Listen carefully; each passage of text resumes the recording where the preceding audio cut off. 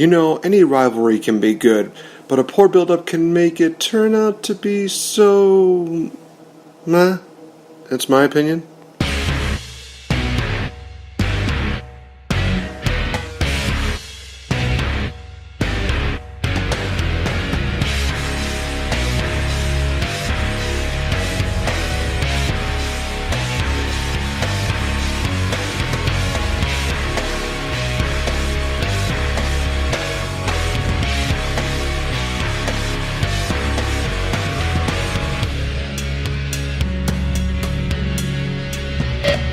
Why, hello there, ladies and gentlemen. My name is Nate the Effing Great, and welcome to the Game Changer.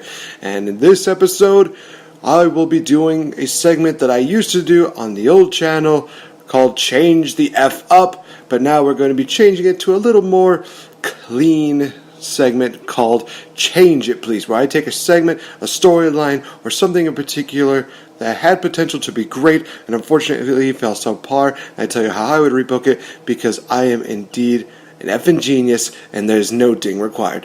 So for this episode, we are looking at the Roman Reigns and Triple H feud that happened from Survivor Series till WrestleMania 32. So what really happened during that time? Well, unfortunately, due to Seth Rollins having a huge injury to his knee where he basically demolished it, there was a tournament that would culminate at Survivor Series, and the winner would be the WWE World Heavyweight Champion. Roman Reigns would go on to win the tournament. Triple H would get speared because he was being that guy who's just like, oh, I'm going to shake your hand because somehow I'm a great boss even though I'm a smug son of a gun.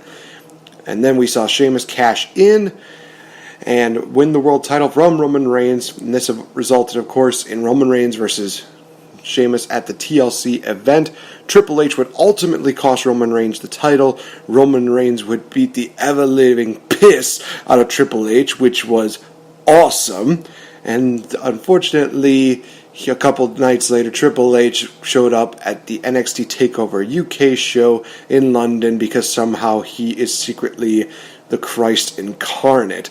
This would ultimately result in Roman Reigns winning the title a couple of weeks later from Sheamus, and then have to defend the title in the Royal Rumble matchup where Triple H made his return, threw out Roman Reigns, and he would soon become the champion again. And then we had a really meh build-up to Fastlane, in which we saw Roman Reigns, Dean Ambrose, and Brock Lesnar fight, and the winner would go on to face Triple H at Mania. Roman won, yay, and then we saw the most lackluster build-up in which we see Roman Reigns and Triple H fight for the title at WrestleMania, and even though it was advertised as a no DQ matchup, it really wasn't. And let's just say that they tried to make Roman Reigns into a technical wrestler. That did not work out at all. Now, did it, Triple H? You did look good, but Roman looked like piss poor. It was one of the worst WrestleMania main events of all time. Roman Reigns would go on to win, but in a very underwhelming fashion, unfortunately. So this feud had a lot of promise. It was basically how they were trying to do the Daniel Bryan feud when they had Daniel Bryan fight off the Authority a couple of years ago. The problem was they did so much of the same things that it just really made absolutely no sense having Roman Reigns doing that kind of fashion. So what I'm going to do here is I am going to go from Survivor Series all the way till WrestleMania, do a little couple tweaks here and there, instead of creating, kind of an original story, because really, it still had a lot of good moments to it. The problem was they just really did not know how to do it, because first it was, Sheamus was a part of the Authority, and then they brought in the League of Nations, and then somehow they were all part of the Authority, but then they were kicked out of the Authority. And then just Lesnar and Triple H somehow had a deal, and then Dean Ambrose got involved where he wanted the title, and then him and Lesnar had their own thing. It was just a confusing mess, and a lot of things that happened between Roman Reigns and Triple H didn't really make sense. Like, for instance, Triple H took on Dolph Ziggler. After the match was over, Roman Reigns attacked Triple H. Well, mainly because I guess a face can attack a heel, really. It's like somehow a Wrestling 101 deal that is working out well? I don't know. Okay. All right, so let's just rebook it, please. Let's change it, please. All right, so starting at Survivor Series, I would basically have the same build-up. All the same participants would be in the tournament, and it would come down between Dean Ambrose and Roman Reigns, still main eventing Survivor Series. But here's the major change. I would actually have Dean Ambrose win the championship. Have him win the match at Survivor Series. Have him be the world champion. Because at that point, Dean Ambrose was indeed one of the hottest things. And it was one of those things that he deserved after being just very much underutilized ever since the Shield breakup. It's just one of those crowning moments for him. Roman Reigns, Dean Ambrose, they shake hands, they hug. Roman shows no hard feelings to him. Sheamus comes in, cashes in on Dean Ambrose, and beats him for the world title. Now, this will also set up what would happen about a year later, in which Dean Ambrose would win the Money in the Bank, and he would cash it in on Seth Rollins. Because, it would be kind of a little bit poetic justice. It's like, this was what cost me my world title. Now this is what's going to get me the world championship. It makes a little bit of sense, really. So, after the night after on Monday Night Raw, we would see Sheamus basically coming out and celebrating like, "Oi, fella, I'm the champion, fella. Oi, fella." And we would see Dean Ambrose versus Sheamus for the world title later on that night. And this would be the night that I would actually debut the League of Nations. Del Rio, King Barrett, and Rusev. All of them coming in. They interfere in the matchup, and they cost Dean Ambrose the title. Sheamus retains the following week. He comes out and he just says, "Oh, yeah, fella, these is my fellows.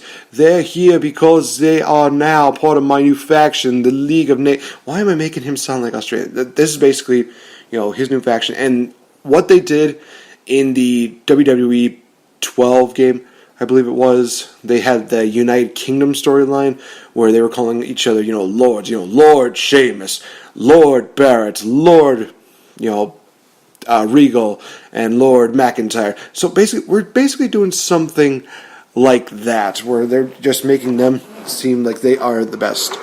And it's one of those things where they can make the claim that, hey, in Europe, we have some of the best wrestling. You cannot deny that.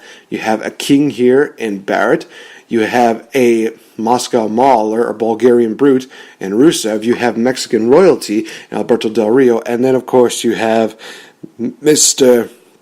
Sheamus himself, the Celtic Warrior, and the Celtic Champion, if you want to. So they're basically celebrating. They're just like, "Oh, man, we're just patting each other on the back, having a good time." Out comes Roman Reigns, and he says that he wants a shot at Sheamus. And Sheamus is like, "Oh, yeah, I'll defend against you, fella." Sorry, I'm just going to stop. "I'll defend it against you, fella. But you have to win a number one contenders battle royal." And that was also insinuated by the Authority. So the Authority, of course, they make this battle royal. Roman Reigns, Dean Ambrose are in the matchup. 3 members, Rusev, Barrett, and Del Rio. They are also in the battle royal as well, to kind of give the United Nations, or League of Nations. It was League of Nations. I just did not understand that faction, but this time around we're actually going to do it right. And I could actually do a completely separate Change It Please for the League of Nations in a different story. But now, during this matchup, of course, we actually get to see a moment where Kevin Owens is in the matchup, and I would like to see them do a deal like they did with Bret Hart and Austin during the Royal Rumble, where referees are distracted. Dean Ambrose has eliminated Kevin Owens. Kevin Owens looks over and he's like, "Oh, they didn't see me. I'm going to come back in." And he throws out Dean Ambrose. So that'll actually get the rivalry going for the Intercontinental title matchup between Dean Ambrose and Kevin Owens into TLC. And Roman Reigns would be the ultimate victor in the end. And we would see Triple H come in and he said, "Hey, great job, man. Sticks out his hand, going for a handshake. Roman Reigns basically blows him off, does the little shoulder deal where they hit shoulder to shoulder. And of course, Triple H, he takes as a little bit of disrespect. Roman Reigns is defying authority. Why not? Following week on Raw, we see Triple H make the announcement that the matchup between Roman Reigns and Sheamus will be a tables, ladders, and chairs match. And to really hype up the TLC event, Roman Reigns is going to have to compete in a matchup with each one of those stipulations. So, Raw, we get to see a chairs match between him and King Barrett, because why not? We see Barrett actually pick up the victory when the League of Nations gets involved, and this would be kind of risky, but if he could do the bull hammer to Roman Reigns, who has a chair in his face, that would actually be kind of nice. But I also know that would probably hurt Barrett a little bit, so maybe that's not the best idea. I just think it'd be a really cool spot. So Barrett picks up a victory on Roman Reigns. And then we go to SmackDown, we see a tables match between Rusev and Roman Reigns. League of Nations gets involved, and we see Rusev Magica, Rusev Crush. Rusev sends Roman Reigns through a table. Monday Night Raw, we see Triple H come out again. He says, for a guy who just became the number one contender, you're really not showing how good of a, contender you really are. So maybe you don't deserve to go to TLC. But if you can win your match tonight, I will consider otherwise. And it's a ladder match between Roman Reigns and Alberto Del Rio. Oh, God. It's just downhill from here, isn't it, Del Rio? So, of course, during the matchup, League of Nations gets involved. But Roman Reigns defies the odds. Superman punch to Del Rio, knocking him off the ladder, and he crashes on all the League of Nations. Roman Reigns climbs up the ladder and retrieves the contract, ensuring that he still gets his tables, ladders, and chairs match at TLC. Matchup, of course, happens at the TLC event, and what can we expect? Why, let's just have the League of Nations come in and just try to screw everything up, because they're a heel faction, they're there to build each other up.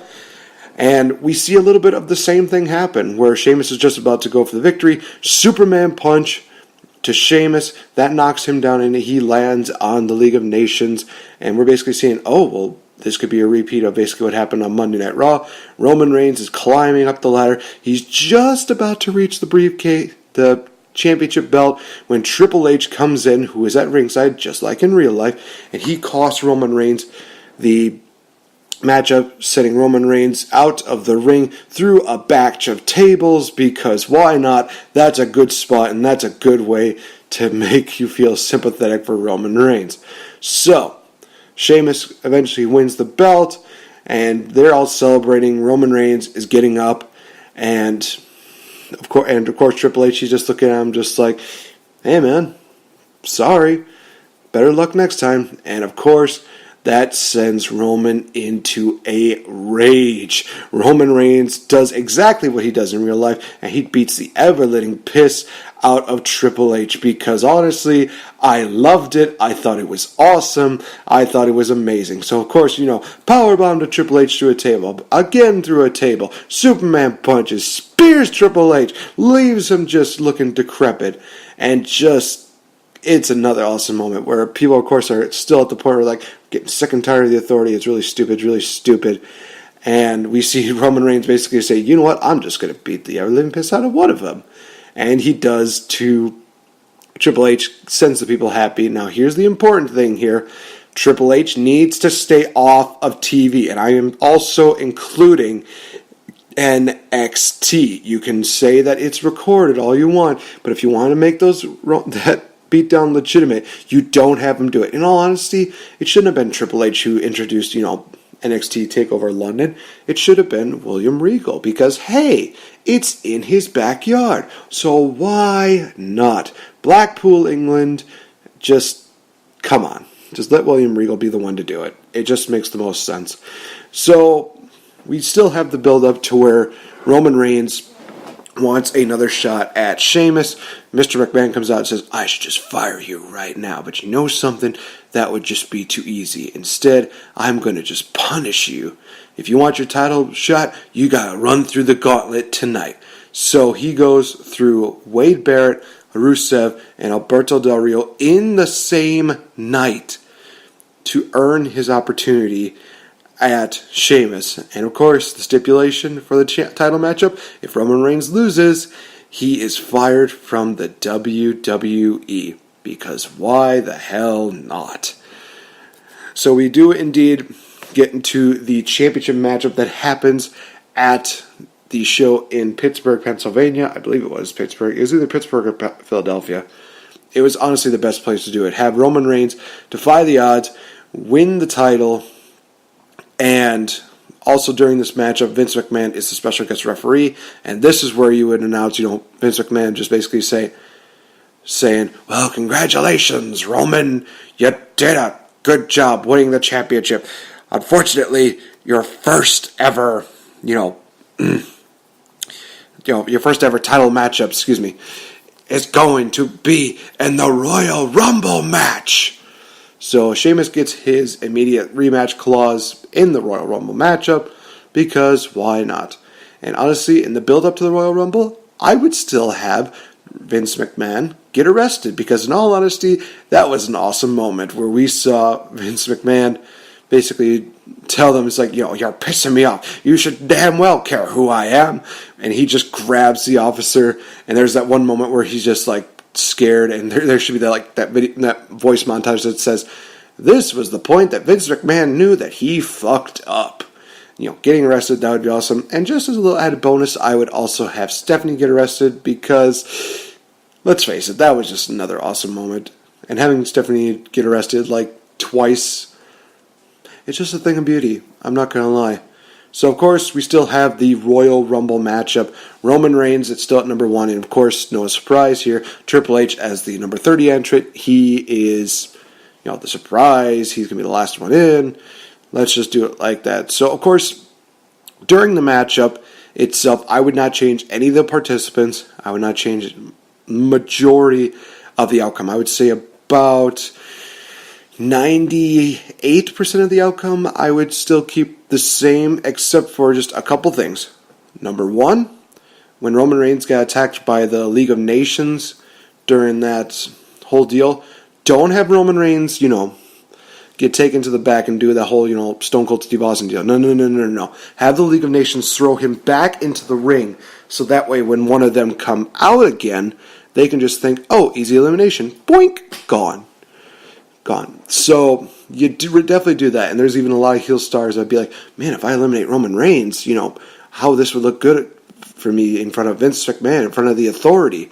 You have that, but you also have during this matchup, a lot of the baby faces really, stop them from doing that, because there's a lot of people that would say, this is not right. This is not how you should be treating our champion, and they kind of sympathize for Roman Reigns. So, like, say, Barrett, basically, he's about ready to throw Roman Reigns over. AJ Styles is like, nope, not going to happen. Del Rio does the same thing. Here comes Kalisto.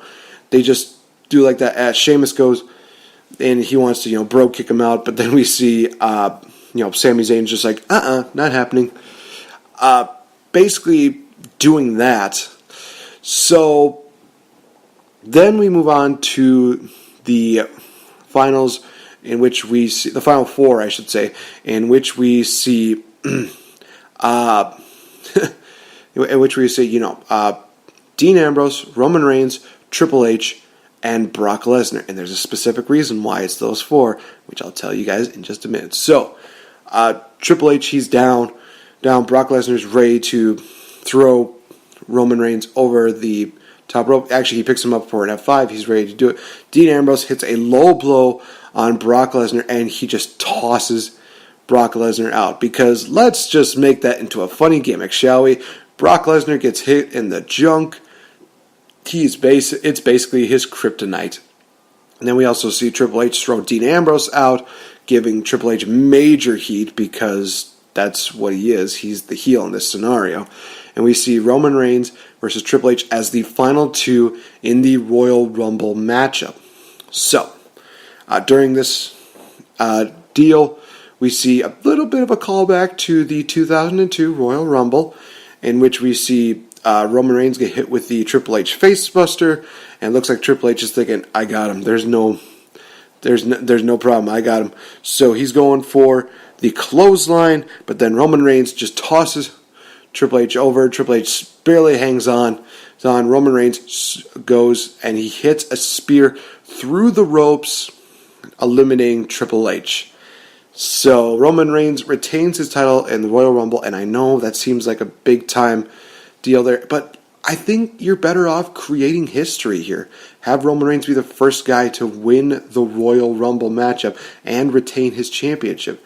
He's saying, he survived 29 other guys. Why not? So Roman Reigns is in the ring. He's celebrating. Triple H just comes back in. He beats down on Roman Reigns, pedigree after pedigree. Then he takes a sledgehammer and just conks Roman Reigns in the head. Roman Reigns has to be taken out on a stretcher. He is just looking in a bad way. That's where you would take him back. Not during the matchup, but after the matchup, because Roman is just completely out of it. But Triple H, he takes the WWE Championship as a way of just saying, there's no way you're going to be able to beat me for this. So Triple H, he comes out and he just says, no, it seemed like I stole the title, but in reality, I'm just holding it for him. I'm just being that guy. I'm just doing what a good boss would do. And this is going to basically build up to a matchup between, it's going to be a tag match at Fastlane.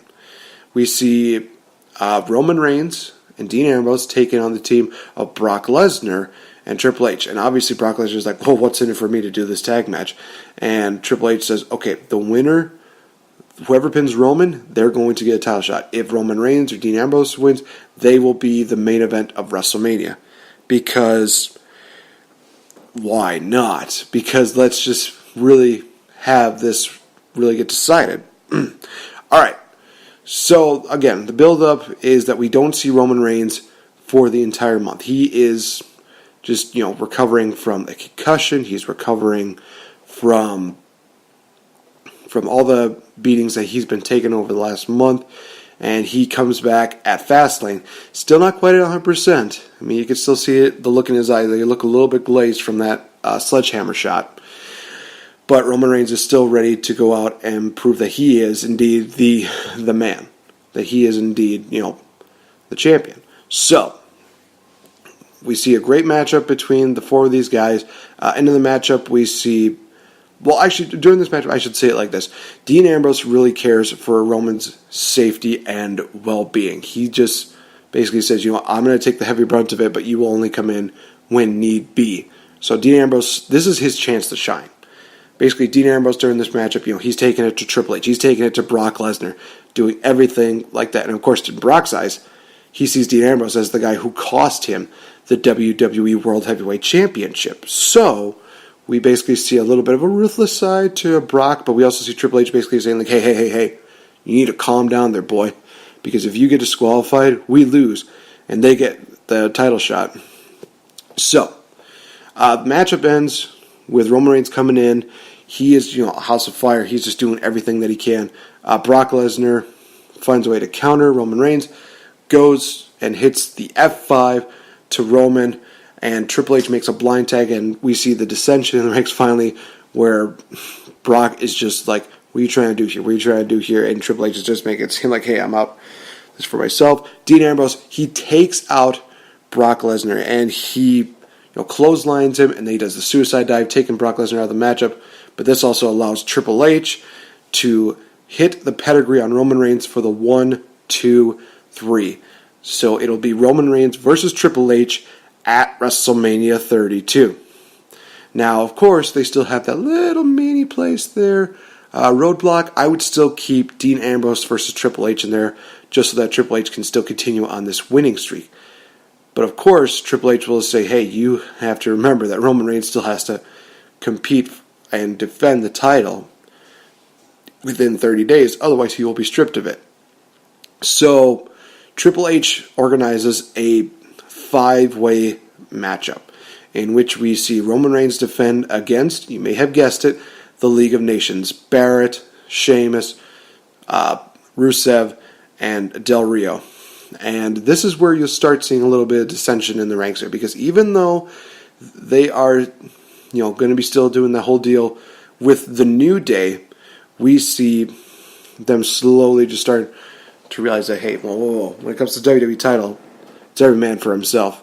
And really show that, hey, the title can really drive even the best of friends to just fight each other. So that's why we're kind of doing it. This is kind of like a short-lived deal. This was mainly to help Barrett and Rusev really start getting a little bit of momentum, and they could use a little bit of the tutelage of Del Rio and Sheamus, basically kind of grooming the two of them.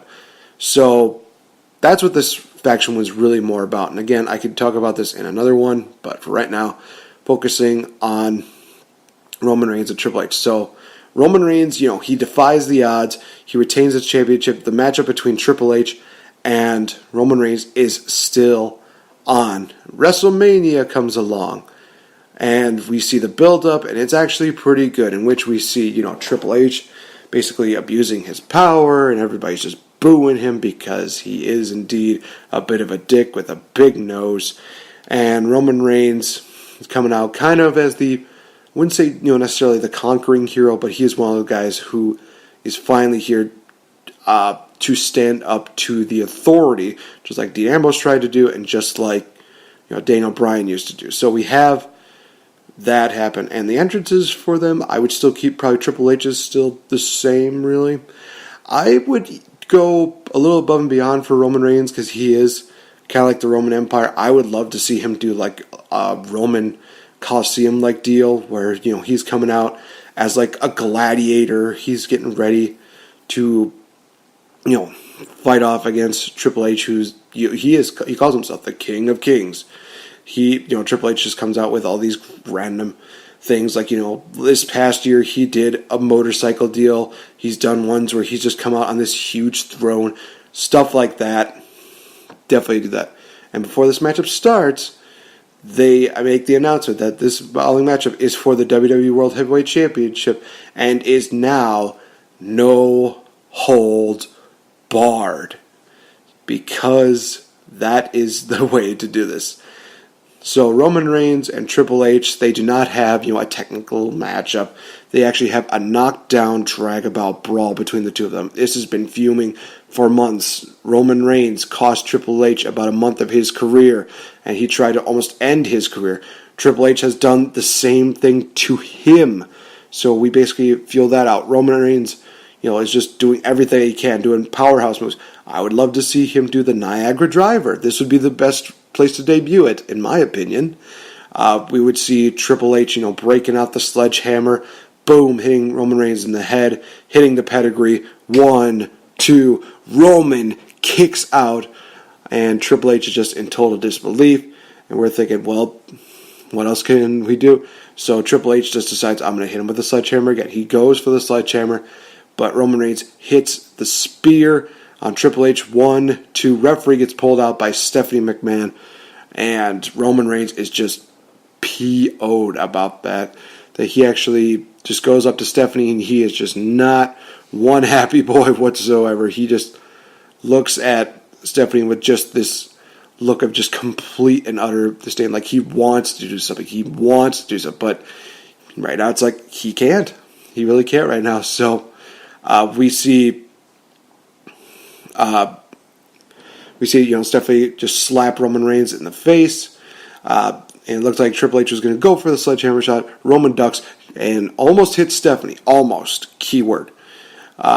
Triple H saves himself. He's like, oh no, and Stephanie has this look of sheer fear on her face, just completely shocked that almost happened. But Triple H is just basically saying, like, are you okay? Are you okay? And Stephanie just still a little bit in shock, just saying, yeah, I'm fine. Triple H turns around and rolls out of the way. Roman hits a spear on Stephanie, and of course, get the big pop for that. And of course, we see Triple H hit Roman in the shoulder this time with the sledgehammer. He checks on Stephanie, and Triple H, he just goes into another one of those modes where he's just completely, utterly just pissed off. It's like, you put your hands on my wife, you son of a bitch. So Triple H, he grabs Roman, sets him up for the pedigree. Boom. Triple H 1, 2, and Roman kicks out again. Triple H just goes crazy. He grabs Roman. He just starts beating down on his skull. Goes in again for the pedigree. Roman Reigns, backdrops him. Rolls out of the way. Superman punch. Just make Triple H look like he is just, like his head is just glazed. glazed over. Triple H is just completely stunned, down to one knee. Roman Reigns, he's getting ready for the spear, but then he looks over and he sees the sledgehammer. He looks over at Triple H, looks over at the sledgehammer, looks over at Triple H, grabs the sledgehammer, and before Triple H can even think, BAM! Sledgehammer shot to the head of Triple H. Triple H is just dazed. He looks glazed over. And then Roman Reigns, he remembers everything that Triple H put him through. So he gets out of the ring, he grabs a chair.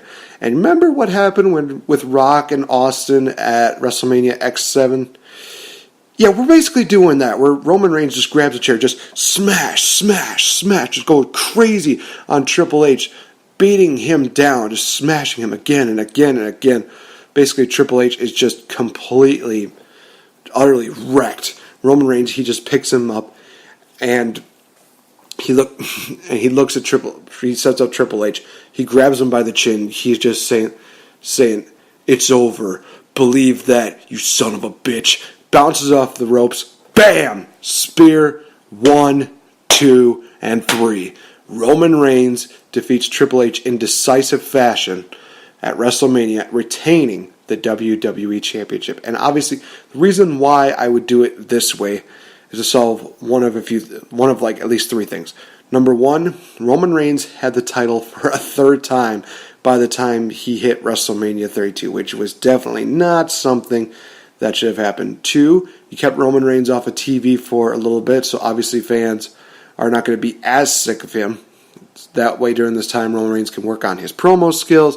He can work on some of his wrestling ability. He can do like those promo packages where, he's working out. He's going tooth and nail just to really be ready for this match at WrestleMania. And 3, it's one of those situations where you see somebody go in and just decimate Triple H. And obviously, you heard it at TLC. The way that the fans wanted Roman Reigns to beat up Triple H then was the way that they wanted to see him get beat at WrestleMania. So we definitely include that. Roman Reigns takes out Stephanie and Triple H for quite a while. I mean, Triple H basically can be out until, say, gosh, I'm trying to remember when he was back. I can't remember exactly.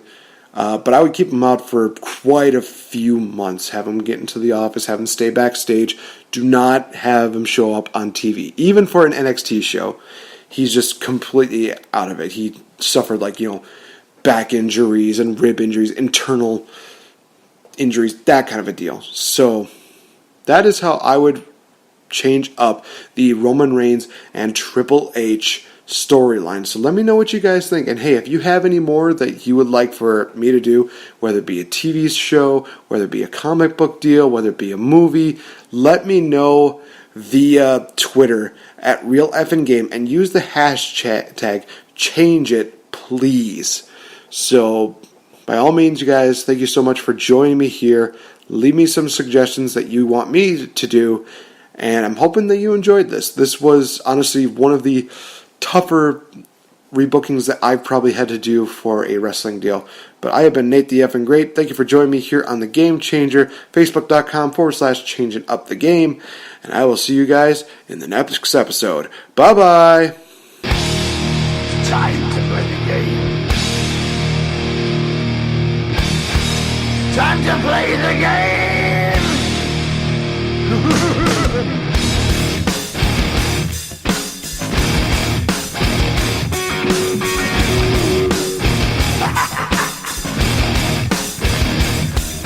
It's all about the game and how you play it. All about control, and if you can take it, all about your debt. And if you can pay it, it's all about pay. And who's gonna make it?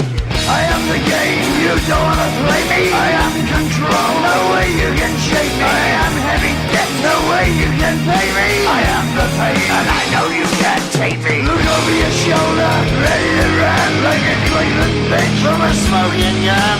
I am the game, and I make the rules. So move on out, you can die like a fool. Trying to figure out what my move's gonna be. Come on over, sucker, why don't you ask me? Don't you forget there's a price you can pay. 'Cause I am the game and I want to play.